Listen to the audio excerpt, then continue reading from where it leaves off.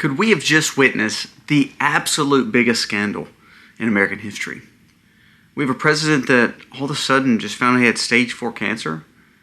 I doubt that just happened. We remember there was reports that he had gotten ill in Las Vegas. We also remember that he actually did the debate extremely early. Were those telltale signs that he was going through these battles way before now?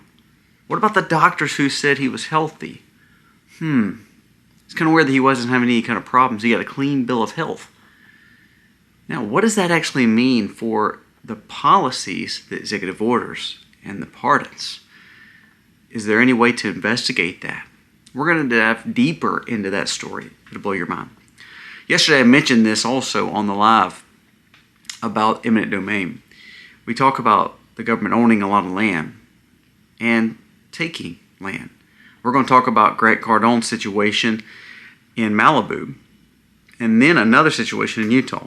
Just happened to evict a lot of people and then realize they shouldn't have done it, but now they're putting something else there. It's kind of ironic and weird, huh? And also we're going to talk about made with 100% beef, made with 100% chicken. We have to really watch that labeling. Made with and made of. Wow. Big story just came out about really what are we eating? You know why we have all these freezers and all this food here? It's because when I put it in my mouth, I want to know that it is made of, not made with. We'll discuss that story and a few more crazy stories today. Let's dive in.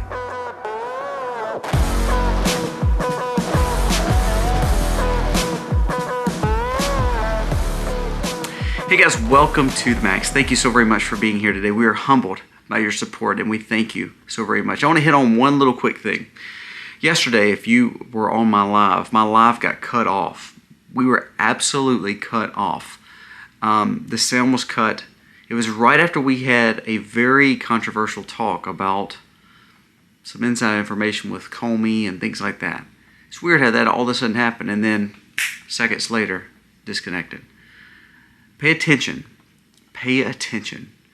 because it's not all cupcakes and rainbows. I know we don't want to say, well, we don't want to live with depressing thoughts. No, I'm not saying that. I'm saying listen to what really is happening around us. It's weird how all of a sudden we say one thing about, food, we say one thing about homesteading, we say all this talk, but then as soon as I bring up a controversial issue, cut off. Now let's dive into these stories because, again, we want to share as much as we can with you, as long as we can with you. So let's dive in. The biggest scandal, I think, for sure. I thought Matt Walsh said it really well. Let's listen to what he quoted because I thought it really spoke to kind of where we're at with this whole situation. Laura Loomer brought this up months ago. We did a video on him being rushed to the hospital in Las Vegas. But listen to what Matt Walsh said. He said, "This is the most cynical thing I've ever seen in American politics. It's astounding, truly. Biden has stage 4 cancer. There is no way they just caught it now. They knew it, probably for a year or years, and then lied to the American people. And then they waited until 2 days before a book comes out about the cover-up of his mental decline." Remember the Ben-Hur thing and the interviews, and now all of a sudden they come out with why he may have mental decline. Well, my gosh, he's dealing with stage 4 cancer. So that they could change the subject and not think about the criticism of compassion of a sick man. The whole thing is not transparent. The whole thing needs to be investigated.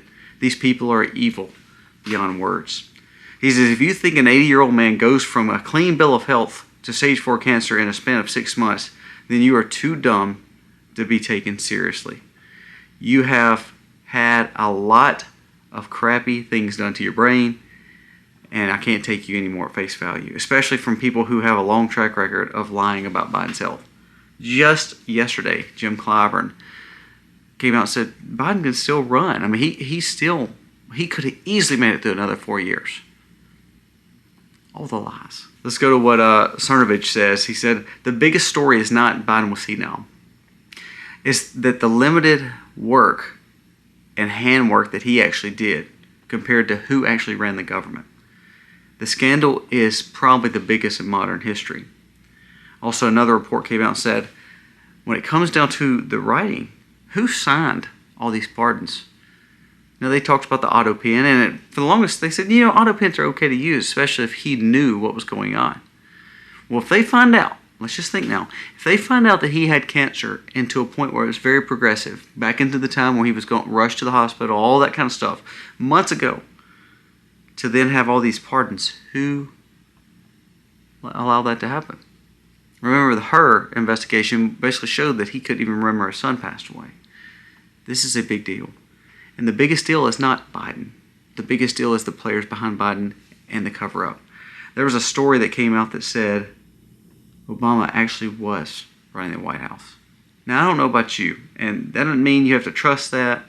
I'm just saying, I think we need to think about what is truly going on, because it's kind of like the big beautiful bill thing that they're talking about. I want to like it, but if you look at it, it really doesn't cut enough. Now, we're like, oh, it's a good step in the right direction. Okay, but there's also new spending. The Congress put in new spending. We had the situation with the Supreme Court yesterday. I mean, there's still things that you're like, what are we doing? And then to hear that really they were able to appoint a Supreme Court justice. All these activist judges against Trump now, a lot of these were appointed by Biden. Well, were they appointed by Biden? I think there needs to be investigation in the last 2 or 3 years of Biden's health. If we see this actually was taking place, who was actually running the government? That could be, truthfully, the biggest scandal in our government since Kennedy. And, along with this crazy story that's going on with his health, did you see OMG broke a story and said there was a guy they were interviewing, a chief of staff that was part of the chief of staff's staff, basically, and they busted the guy, and he was basically stating that the White House was pretty much ran by Obama and Clinton the whole time. Now, that has nothing to do with a sickness. This was a undercover investigation that O'Keefe was doing. Now, you put those two things together, along with what Laura Loomer was saying about the being rushed to the hospital months ago, you're really coming into a big situation.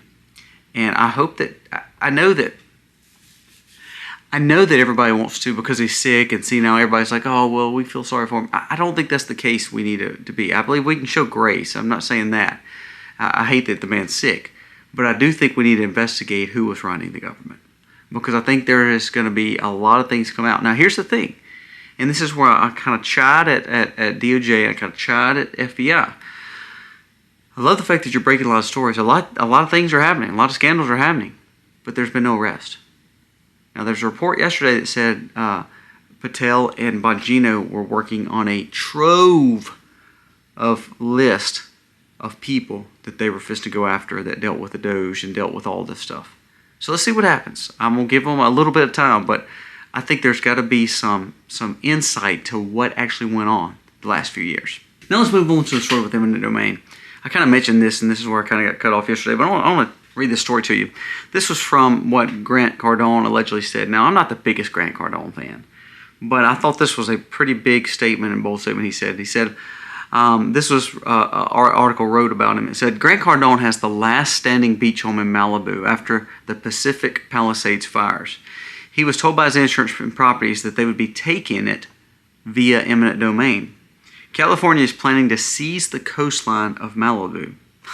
It's weird how all of a sudden everything's cleared and burned and, no houses but one standing, and they're going to take his house. They said, you have the last home standing in the Malibu beach. It was singed by the fires, but it was not leveled. Very fortunate for you.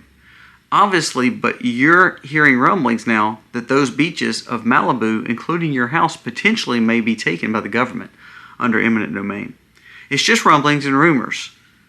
But this is what the insurance is telling Grant Cardone. And he says, Grant, are you hearing anything about the eminent domain on the coastline? And I said, no. Haven't you heard anything? What are you talking about? And he said, look, we're hearing that they're buying out property owners at a lower rate because people can't build back because of regulations. They're putting new regulations on the build back. So they're literally assuming the property of the eminent domain. Now, this is the same area that they needed, room and land to start building some of this stuff for the Olympics and some of this new commercial development. Now, if this is not enough, and you don't believe me, listen to this story, and this comes from Utah. This is King Creek in Moab, Utah. In 2010, the Grand County government ordered the eviction of 25 people who lived there, saying the land wasn't zoned for commercial use, meaning it was a residential RV park where people just kind of lived. I'm guessing it was a beautiful area, Because listen, last week the county planner suddenly found a map that she said showed the county considered this land zoned as commercial since 2005. So, I mean, you know, we have these people living here, and, you know, it's just not zoned right. I mean, it's just not zoned right. So we need to run them out and claim the land because they're not in it right. And lo and behold, we find a document saying it actually was supposed to be used for commercial, so we had to run them off. It's actually our land.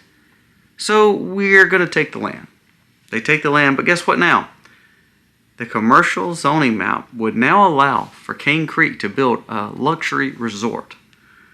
This is the exact spot where the developers are now prepping to build this commercial luxury resort right where they ran these 25 people off of.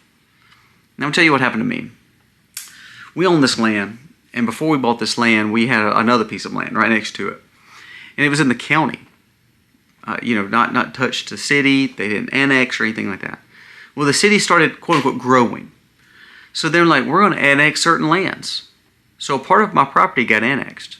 And this property that we were on, listen to what they told me. They said, well, your property is going from county residential to commercial C3 zoning. You can't build there.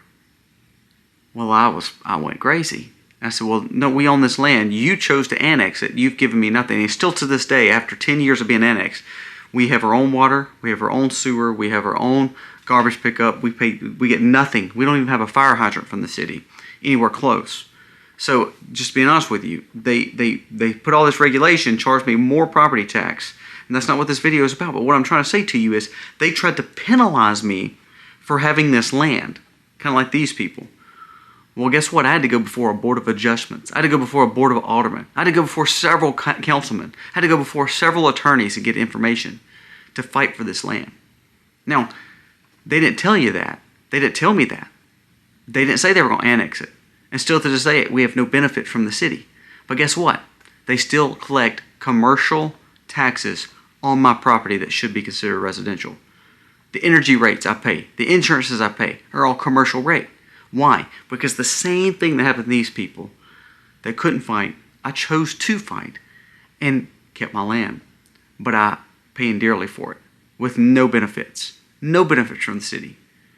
So here's what I'm saying. This is going to keep on happening. And I told you a few days ago, I believe the water rights are going to be next. You already see the situation with California I talked to you about yesterday, or 2 days ago, about them not allowing grazing lands to happen in some of the areas. You're going to slowly and start seeing this kind of thing happen. And what they're going to say is, well, I mean, look, the insurance can't pay it, so I might as well buy it. Oh, this was not zoned right, so I might as well take it. You can't graze here anymore because of the dangers of animals. Oh, no, you can't have that because really that's considered commercial. You're a resident. You've got to go. And all of a sudden, they just need it to build other things. You know what? When they zoned this and annexed my land, guess what they've been wanting for the last 10 years? A new interstate in this area. Isn't that kind of ironic? Luckily, all the people that was beside me did the same thing I did and fought for it. And the question is, will they take it for the interstate one day? If we don't start fighting these policies and start actually getting congressmen to represent us, then probably so. But be ready. Grant Cardone's house in Malibu just happened to stand, but it don't matter. They're going to take it anyway. Utah, take it anyway. Am I next?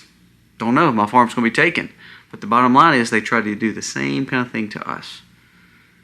And we'll stay here until we can. The last story I want to mention, this is a big one to me. I thought this was absolutely huge. This was shared by Wall Street Aids, and this guy shared he used to work as in the meat industry. I want you to listen to this story. I'm going to read it to you. I just verified this.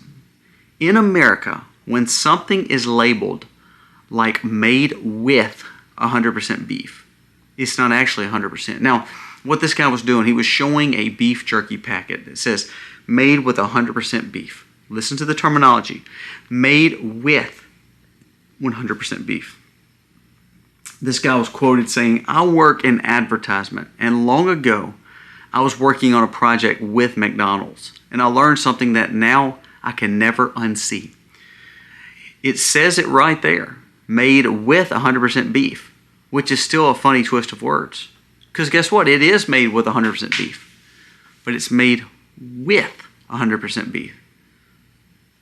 They don't count all this other stuff added to it. It's made with, when they put the beef in there, it's 100%. But it's with something else. Listen to what he says. He said, not made of 100% beef. With the chicken nuggets thing at McDonald's, he said, that's why it was always said made with 100% chicken. It was not made of 100% chicken. You know, there's a lot of other things in there, and some might say 100% chicken is not actually 100% chicken. Well, they're not lying to you because it's the twist of words. It's made with, not made of. So when a product is saying made with 100% of some kind of meat, they said, to be honest with you, that means it's not made of 100% meat. Instead, it indicates that the beef portion or the chicken portion of the products is 100% that they're putting in there. The problem is they don't tell you about all the other ingredients that it contains. Go look at some of the labels on food. And when you start looking at it, it will literally gross you out. Go look at a Chick-fil-A menu, and they break down all the stuff. It's like a paragraph of stuff that's in their chicken sandwich. It's made with 100% chicken, but then it's also got 45 other ingredients. McDonald's, you name it. You wonder why our health is in the toilet like it is? It's because it's made with 100% beef and made with 100% chicken, not made of 100% beef, 100% chicken. I'm not saying go grow Cornish cross and big Hereford beef like I'm doing right now. But here I am, this is what I am saying. If you worry about your health, you're going to pay for it now or pay for it later. You eat trash food now, you're going to pay for it with your health later. You eat good food now, it may cost you a little bit more, but you're at least eating made of 100% beef, made of 100% chicken, made of 100% whatever it may be. If you harvest it, great. If you can harvest and you can buy from a local farmer, every town, every city and every town has a farmer's market.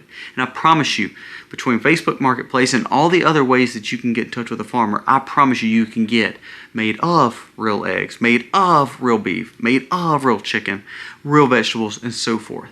Instead of the garbage that we're buying when it says made with. The play on words and the twist of words is just how they always get it. There was another report with terminology, with organics and things like that. And I like what Ian Carroll said. I'm not the biggest Ian Carroll fan, but I do like what he said the other day. He said, if you go on the baby food aisle, you go on the deodorant aisle, you go on the shampoo aisle, you go on any aisle that has all these products. He said you have some that's made with this and organic. And he said this one doesn't have this chemicals, this one doesn't have this baby food, this baby food, this baby food. He said if you actually dive deep, what you realize is the 30 or 40 different brands, they're all made by the same player.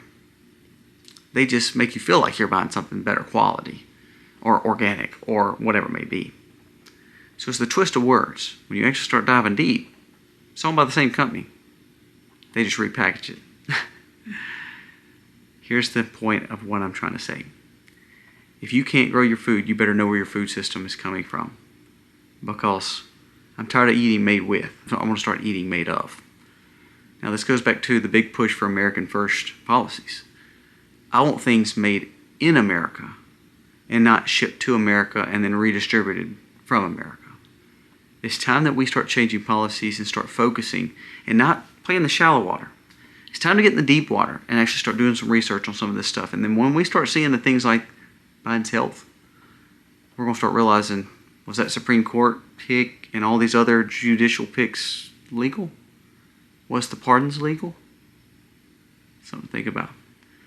Is that food really good for me? Is that good quality, or is that just they're just telling me it is? Let me do some research about this food system. Oh, we see that they're all owned by the same player, and they use all these chemicals. Is that really what I want to put in my body? Because either I'm going to pay for it now and get good food, or get cheap food now and pay for it with my health later. Something to think about, guys. Thank you so much for watching. We appreciate you. Again, please share this content. Like it because it helps me and helps our channel, especially during this crazy time with YouTube. I got cut off yesterday, but I'm going to keep speaking until I can't speak anymore. Guys, thank you for watching. God bless.